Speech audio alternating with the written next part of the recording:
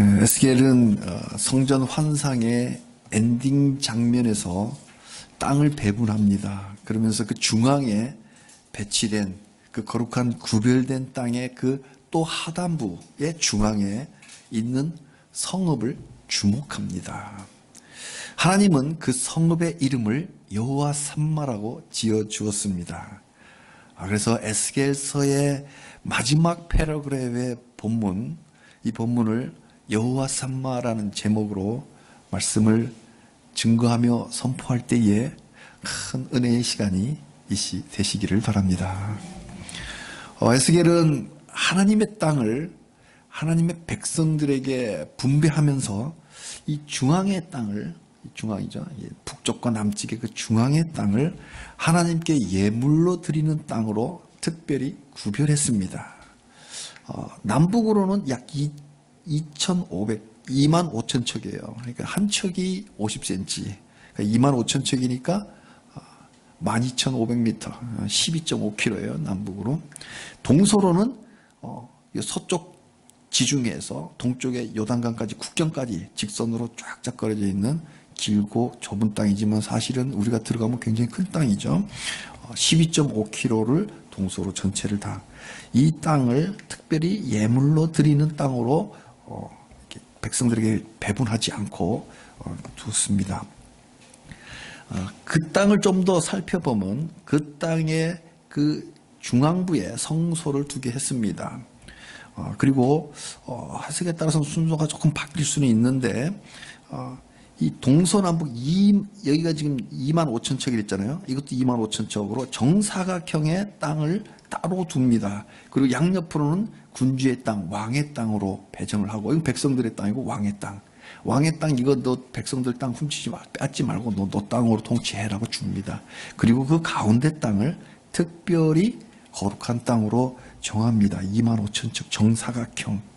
면적이 약 4,700만 평입니다. 그 중에 40%를 사독 제사장의 후예들에게 배분합니다. 그리고 이 사독의 제사장들 가운데 성소가 있게 했습니다. 왜 특별히 사독의 후예들에게 이 성소를 섬기는 특별한 이 땅을 주었을까? 남들 다 변절할 때, 그죠? 이스라엘이 왜 망했어요? 우상숭배도 망했잖아요. 제사장들까지, 레위인들까지 다 변절했어요. 다 변절할 때 끝까지 제사장 직분을 끝까지 지킨 그 사람들이 사독의 후예들, 제사장들이었습니다.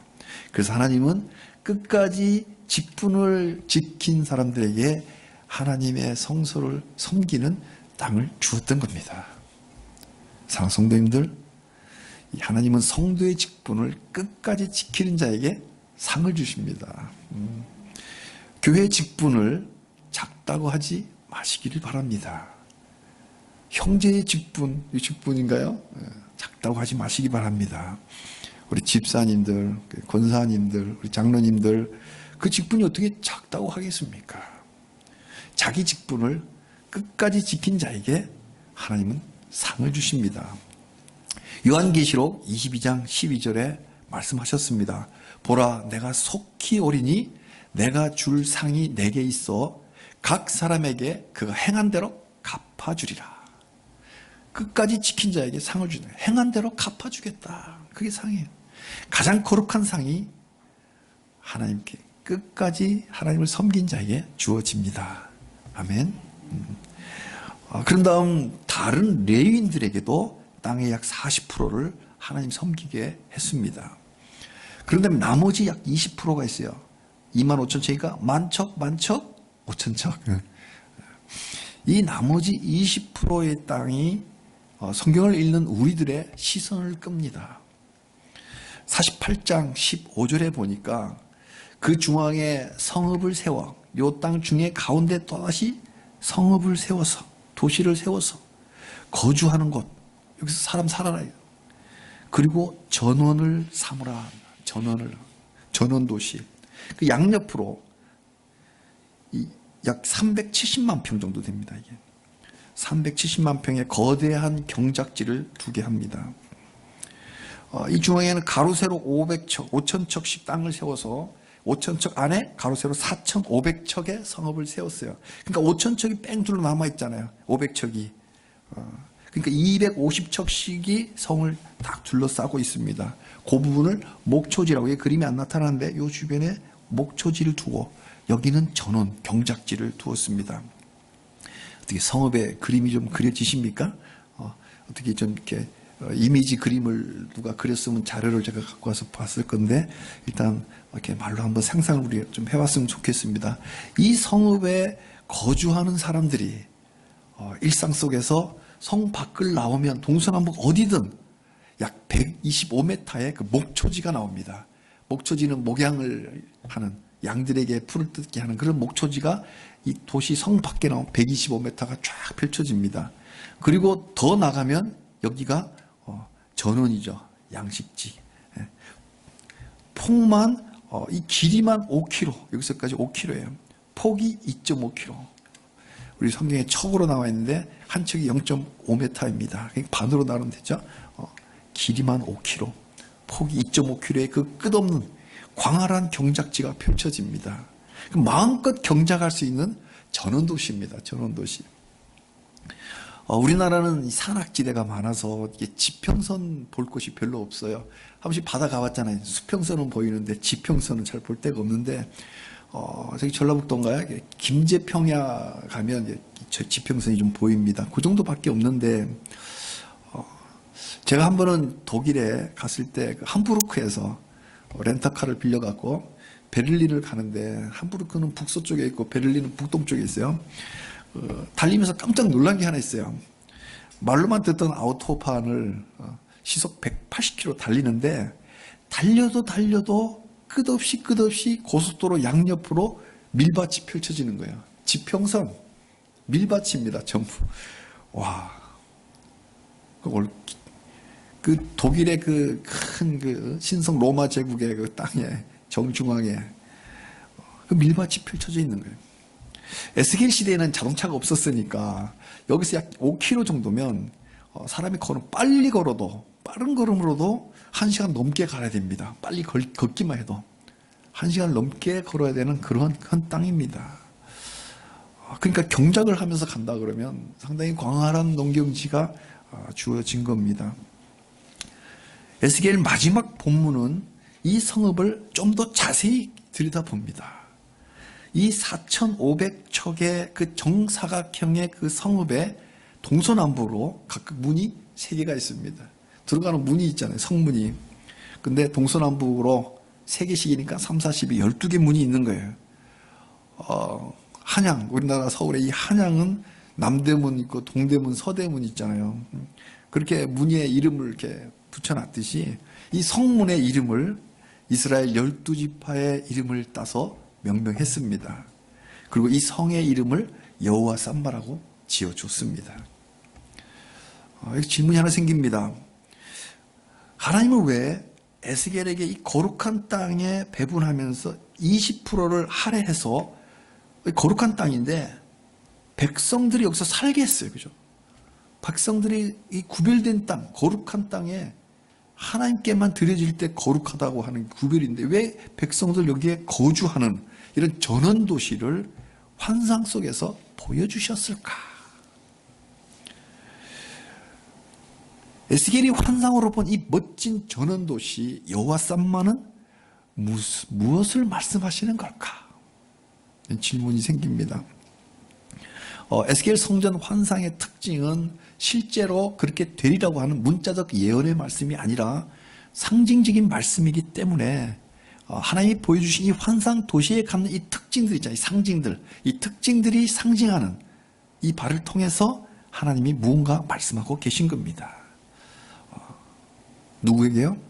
에스겔 통해서 에스겔 당시 시대의 하나님 백성들에게 and 우리들에게, 후예들인 우리 현대를 사는 우리 영적 후손들인 우리들에게 하나님은 이 환상 이미지를 통해서 말씀하고 계신 겁니다. 그 은혜의 메시지를 함께 나누고자 합니다. 첫째로 여호와 삼마는 성도라면 누구든지 들어갈 수 있는 곳이다. 누구든지. 천국에는 성도라면 누구나 예외 없이 집이 있습니다. 천국 가면 집이 있어요. 내 집이 있다고요. 옆에서 우리 천국 가면 내 집이 있습니다. 한번 이야기해 주시죠. 누구든 있어요. 누구든. 오늘 본문에 보니까 동서남북 성벽마다 문이 3개씩 있는데 문에 이름이 있잖아요. 이름에 이스라엘 12지파의 이름입니다. 근데 이 12지파 이름이 참 특이합니다. 지금 땅 배분에 이렇게 되어 있는데 이 땅의 지파 문 이름과 문의 이름이 다른 게 하나 있어요. 이 땅을 분배할 때는 레위 지파는 땅을 안 줍니다. 기업을 안 줘요. 왜? 하나님만 섬겨라. 너는 하나님 섬기는 게 너의 짭이다. 그래서 땅을 주고 뭐 이렇게 경작을 하고 생산을 해요. 기업을 일으키는 그런 일을 시키지 않고 속된 일을 시키지 않고 하나님만 섬기는 성된 일만 해라. 그래서 땅을 안 줬거든요. 없잖아요. 레위가. 그 대신에 레위를 빼니까 11지파가 되잖아요. 12지파 나눠줬으니까 여기 요셉 지파가 없죠. 그래서 에브라임과 므낫세가 요셉의 두 아들이잖아요. 그래서 요셉에게 2개의 땅을 줍니다. 그래서 므낫세와 에브라임 사실은 지파가 아니라 한 지파, 요셉 지파인데 마치 독립된 지파처럼 삼촌들과 어깨를 나란히 하면서 2개 지파를 줬던 거거든요. 이 환상 속의 땅 배분도 역시 에브라임과 므낫세가 차지합니다. 근데 왜 2개를 주냐? 장자는 2몫을 줍니다. 장자. 우리나라도 전통적으로 장자에게 땅을 유산을 많이 물려줬었잖아요. 지금은 민법이 바뀌어서 동일하게 주지만 많이 줬었어요. 그 2배를 줬어요. 근데 원래 혈통적 장자는 루벤이잖아요.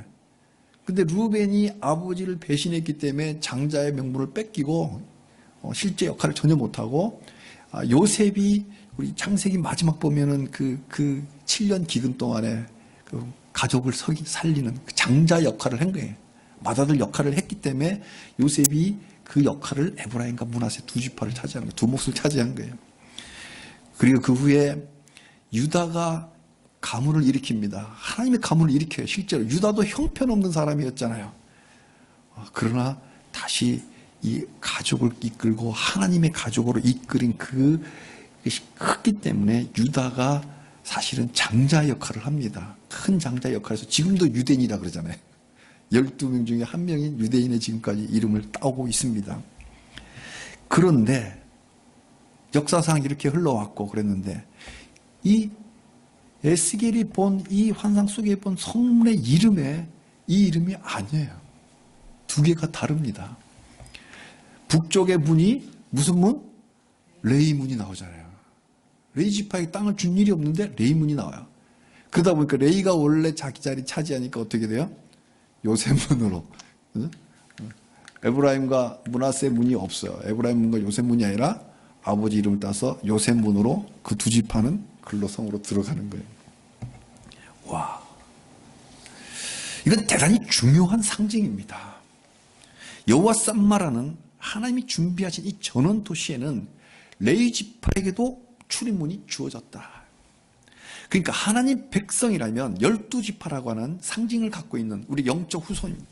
이 하나님 백성이라면 누구라도 예외 없이 천국에 집이 있다. 아멘. 아멘. 여호와 쌈마는 성에 들어갈 수 있다. 레위도 들어갈 수 있다. 레위도 가야 될 거 아니에요. 레위도 들어가야 될 거 아니에요. 레위도. 그래서 게이트를 주는 거예요.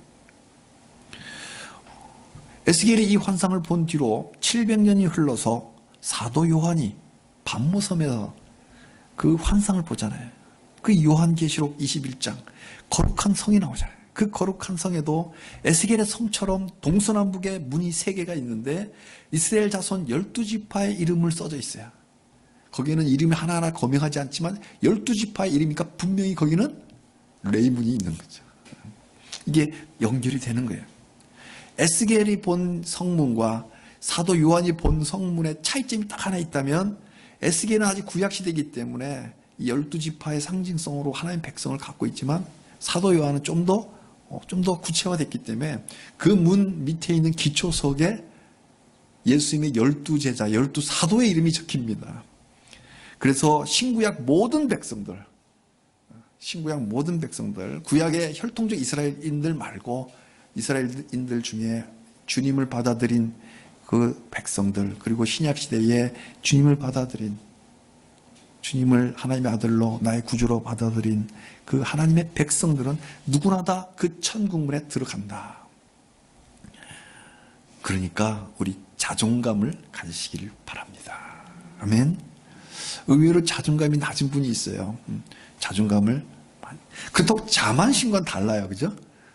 자존감이, 그러니까 겸손한 자존감을 가져야 돼요. 겸손한 자존감을 갖되 우리가 패배감, 피해의식을 버리시기를 바랍니다. 또 강박관념도 버리시기를 바랍니다. 강박. 영어의 조동사 must가 있잖아요. 우리 중고등학교 때 열심히 공부할 때 must, 조동사. 무엇을 반드시 해야만 한다. 법 조문에도요, 할 수 있다와 하여야 한다가 양분됩니다. can과 must가 법 조문에도 있어요. 이 강박관념에 너무 과도하게 사로잡히면 어느 정도는 있어야 되겠죠. 해야 할 것에 대한 나의 그 롤과 이런 게 있어야 되는데, 이게 너무 과하게 거기에 사로잡히면 무언가를 내가 이행하지 못했을 때 모든 걸 자기 탓으로 돌려갖고 패배감, 피해의식에 빠질 수 있습니다. 뭐 옛날에 자기 탓하는 운동도 벌였는데 이게 너무 과한 것도 문제예요. 다 내 탓이요. 이게 너무 과했을 때 강박관념이 실려갖고 전부 다 내가 잘못이라고 하는 것도 너무 자존감이 낮은 거예요. 만약에 자기 할 일을 하지 않았다면 그건 자기 반성이 따라와야죠. 자기 반성이 따라와야 되지만 자기 역할에 최선을 다했다면 그 결과는 하나님께 맡기고 그 자책감에서 자유하시길 바랍니다. 자기가 자기를 너무 구박하지 않기를 바랍니다.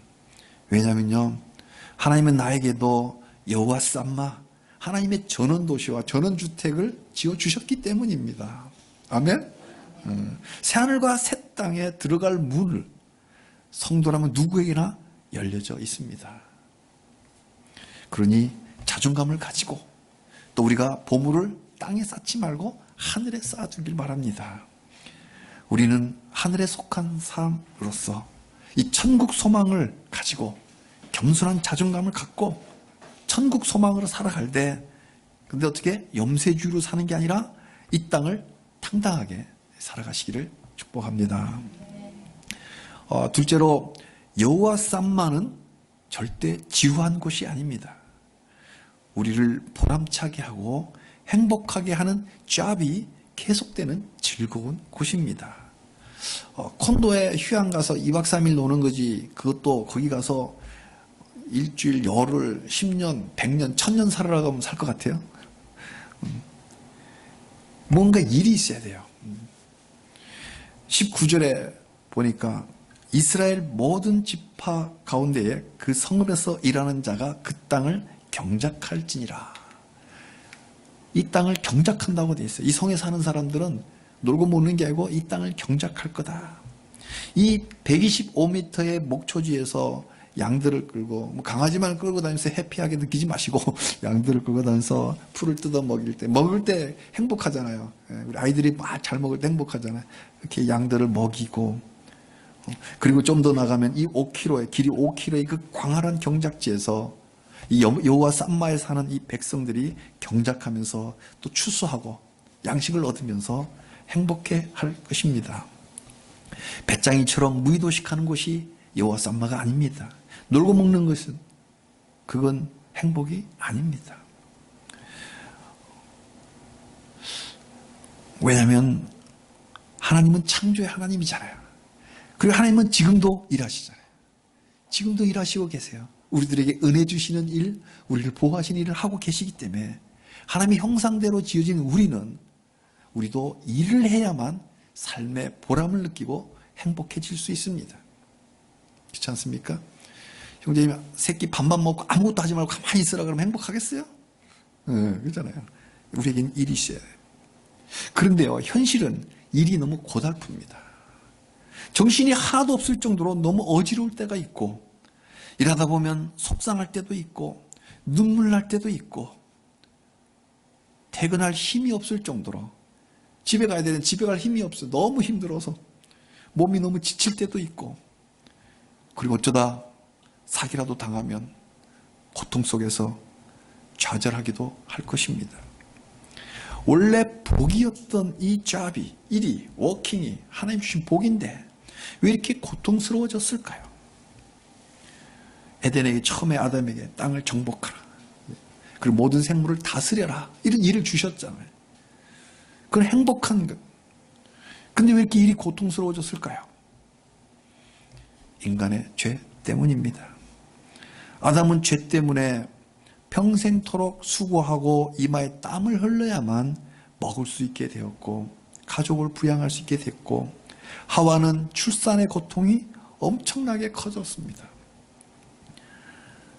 그러나 태초에 하나님이 지으신 모든 것이 다 하나님 보시기에 선하게 좋았습니다. 심히 좋았다. 다 선했습니다. 이 선한 세상에 죄가 나중에 들어왔기 때문에 아담의 죄 짓기 전에는 그 워킹이 행복한 거였다니까요. 즐겁고 땅을 정복하고 생물을 다스리는 게 너무나 기뻤단 말이에요. 근데 죄가 나중에 들어와서 그 일 자체가 너무 고통스러워졌기 때문에, 원래 하나님이 죄를 창조한 게 아니기 때문에 이 죄는 다시 제거될 수 있고, 이 죄가 제거되기만 하면 이 새 창조하신 여호와 쌈마란 이 전원 도시에서의 일은 행복한 거다. 고통이 아니다는 거지. 경작하는 일이 더 이상 고통이 아니라 즐거운 행복입니다. 제가 한 번씩 아내한테 한 번씩 이야기를 들어요. 돌아가신 장인어른 이야기를 해요. 채송화를 키웠다. 물 주라, 저보고 막 화초에 물 주라 그러는데, 그 장인어른이 화초를 키우면서 물 주는 게 그게 고통스러울까요? 힘들면 왜 하시겠어요? 즐거우니까. 즐거우니까. 그 일 자체가 즐거움이거든요. 이것이 회복될 것이다. 이 여호와 쌈마에서 그걸 보여주는 거예요. 경작한단 말이 나오기 때문에 이 일이란 태초에 사람을 행복하게 하는 복이었기에, 죄 때문에 일이 고통스럽게 되었다면 이 죄가 제거되면 여호와 쌈마란 이 하나님 나라에서는 일이란 더 이상 고통이 아니라 보람된 행복으로 다시 회복될 수 있습니다. 우리 하나님 부르시면 천국 갈 건데 거기서 뭐 할 것 같아요? 놀고 먹을까요? 일합니다. 일. 어떤 일? 예배드리는 일. 그리고 다스리는 일을 합니다. 창조의 일을 합니다. 이건 기쁨만 있는 거예요. 기쁨만. 사랑하는 성도님들, 우리의 미래가 이렇게 희망차고 복으로 가득합니다. 에스겔의 전원도시 환상을 700년 뒤 사도 요한이 반모 섬에서 다시 봤고, 그곳은 이 사도 요한은 새 예루살렘입니다. 거기서 우리가 할 일이란 하나님의 그 빛을 받는 거예요. 하나님의 빛을. 그 예배드리는 일이죠. 그리고 주님과 함께 세세토록 왕노릇하는 그 일을 우리가 할 것입니다. 그러니까 우리가 이 천국 소망을 마음에 꼭 품고 이 땅에서 예배드릴 때 천국 예배처럼 드리고, 예배드릴 때 그냥 형식적으로 하지 말고 천국 예배 드리듯이 미리 그 예배 드리고, 우리 일하잖아요. 땅에서 일할 때 하나님 그 창조처럼, 하나님이 창조하는 그 일처럼 우리도 새 창조의 일을 하면서 늘 행복하시기를 주님의 이름으로 축복합니다. 셋째로 여호와 쌈마는 하나님이 거기에도 계시는 곳입니다. 성도가 있는 곳에 하나님이 계십니다. 아멘. 내가 있는 곳에 하나님 계신다. 나의 작은 신음소리도 다 들으시는 하나님, 나의 모든 것을 다 보고 계시는 하나님. 탐험가가 숲속에서 아기 곰을 만났을 때, 조그만 곰을 만났을 때 방심하면 안 됩니다. 왜? 가까운 어딘가에 큰 어미곰이 있는 거예요. 눈에 보이지 않는다고 아기곰이라고 함부로 했다면 큰일 납니다. 가까운 곳에 내가 안 보이지만 어미곰이 있다. 성도가 가는 곳에 하나님이 계십니다. 우리 성도가 약해 보인다고 세상에 못된 정권자들이 함부로 했다가는 큰일 납니다. 우리 하나님이 보고 계신 거예요. 하나님이 함께 계십니다. 아멘. 아멘. 히브리어 여호와 쌈마. 이 샴이다. 본토 발음은 샴입니다. 그리고 우리가 이제 번역할 때 삼이라고 이렇게 했는데, 이 샴은 거기란 뜻이에요. 거기. there. 거기. 우리 영어 단어만 외우지 말고 원어 성경의 단어 하나 정도 꼭 외웠으면 좋겠습니다. 샴, 거기, there, 거기라는 말이에요. 거기. 외우기 쉽잖아요, 그죠? 그러니까 합성어로 여호와 샴마니까 여호와가 거기다. 여호와 거기 계신다. 여호와 거기 계신다. 하나님이 이 성의 이름을 여호와 샴마라고 지어준 것은 여호와가 거기 계신다. 왜 예루살렘이라 하지 않고, 질문이 많죠. 질문하면서 성경을 읽어야 돼요. 왜 예루살렘이었잖아요. 회복됐으니까 예루살렘이라고 지어야 되는데 왜 그렇게 부르지 않고 에스겔에게 여호와 샴마라고 해줬을까요? 그리고 사도 요한이 본 이 성은 왜 새 예루살렘이라고 했을까? 여기는 과거에 죄 많던 예루살렘 죄 많았잖아요. 심지어 성전에서조차 우상 섬기고 그 죄 많던 예루살렘을 이제 리모델링 한 게 아니다. 수선한 정도가 아니다. 대수선하고 땜빵하고 그런 리모델링한 그런 것이 아니라 완전히 새롭게 창조한 곳이다. 그래서 이름을 바꾼 거예요. 여호와 샴마라고. 예루살렘이나 여호와 샬롬이나 비슷하죠.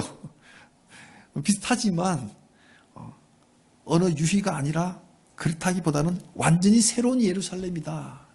그래서 여호와 샴마라고 우리에게 임팩트를 좀 주려고 임팩트 굵게 판화를 그릴 때 굵은 펜으로 이렇게 그리시면 안 지워지듯이 임팩트 있게 우리 마음에 새기기 위해서 여호와 샴마라고 주었습니다. 또 하나의 질문이 생깁니다. 왜 에스겔은 이 마지막 성전 환상이 40장부터 48장의 이 방대한 분량이잖아요.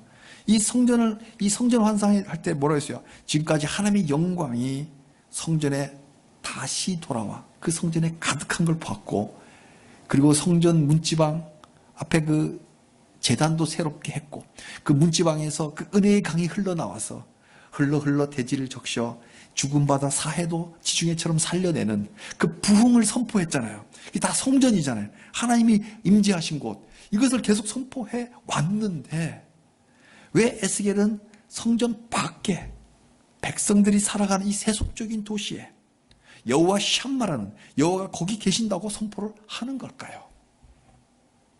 성전에 하나님이 계시는데 그 바로 아랫부분에 있는 속된 도시에 일하는 백성들이 살아가는 그곳에 여호와가 계신다고 또다시 선포하는 걸까? 하나님이 임재하시는 최고의 장소는 성전이지만 하나님은 이 성전이란 건물에 갇혀 계시는 분이 아니라 하나님의 백성이 있는 곳이라면 샴, 되어 거기에도 계신다.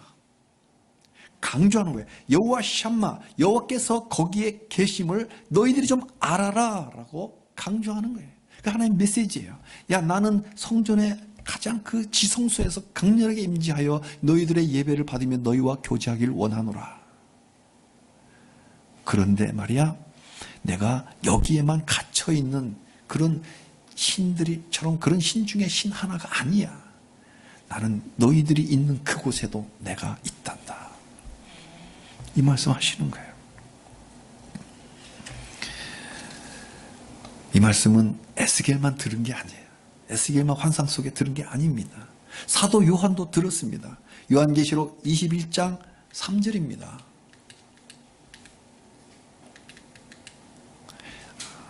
내가 들으니 보좌에서 큰 음성이 나서 이르되 보라, 하나님의 장막이 사람들과 함께 있음에 하나님이 그들과 함께 계시리니 그들은 하나님의 백성이 되고 하나님은 친히 그들과 함께 계셔서 그들의 하나님이 되신다. 함께 계셔서까지 번역했는데 그 원문에는 그들의 하나님이 되신다라는 말씀까지 있어요. 그러니까 너희는 내 백성, 나는 너희의 하나님. 이게 출애굽부터 계시록 끝까지 관통하는 하나님의 메시지잖아요. 내가 너희 하나님이야. 넌 내 백성이야. 왜 모르니? 계속 성경이 그 말씀 하시는 거예요. 하나님의 장막이 사람들 가운데 있겠다. 지성소로 대제사장 1년에 한 번 가는데 예배하러 성전에 가지만 하나님의 장막이 너희들 가운데도 있다. 하나님이 그들과 함께 계신다. 에스겔만 있는 게 아니고 요한계시록 마지막에도 복음이 선포됩니다. 그러니까 구약도 복음이에요. 안타까운 건 어느 잘못 신학을 공부하신 분이 구약은 안 보고 신약만 보고, 신약만 보면 어떻게 이렇게 마태복음 처음부터 구약이 쭉 나오는데. 사랑하는 성도님들, 하나님의 장막이 우리와 함께 있습니다. 아멘. 힘드실 때 꼭 이 말씀 기억하시기 바랍니다. 하나님의 장막이 우리와 함께 있다. 여호와 샴마, 이것만 기억해도 우리가 말씀을 자꾸 이길 수 있습니다. 하나님이 친히 우리가 있는 곳에 함께 계십니다. 우리는 하나님의 백성이고 여호와는 우리의 하나님이시기 때문입니다. 에스겔의 여호와 샴마 음성은 사도 마태도 들렸어요. 사도 마태도. 마태복음 첫 번째 나오는 12제자 중에 이 마태도 예수님으로부터 직접 들었습니다. 마태복음 18장 20절입니다. 두세 사람이 내 이름으로 모인 곳에는 나도 그들 중에 있느니라. 한 번 더, 두세 사람이 내 이름으로 모인 곳에는 나도 그들 중에 있느니라. 아멘. 믿으십니까? 이곳에 예수님이 계십니다. 예수님이 영이 함께 있습니다. 왜? 두세 사람이 내 이름으로 모였잖아요. 두세 사람이 아니잖아요. 더 많잖아요. 미니멈 두 사람이라도 주의 이름으로 모이면 그곳에 주님이 함께 하시겠다. 왜? 내 백성이니까. 너희의 하나님이니까. 여호와 샴마, 거기에도 있다. 우리의 수가 좀 작은 개척 중인 교회라고 해서 우리 너무 실망하지 마시기를 바랍니다. 왜? 이곳에 주님이 계시면 되니까. 비록 두세 사람이라도 주 예수의 이름으로 모인 성도들이 있는 곳이라면 어디라도, 비록 거기라도 샴, 여호와 샴마, 여호와께서 거기에도 계십니다. 이 소망, 이 믿음으로 우리가 어디에 있든 무슨 일을 당하든 항상 강하고 담대한 하나님의 백성들이 다 되시기를 진정 다해 축복합니다. 아멘.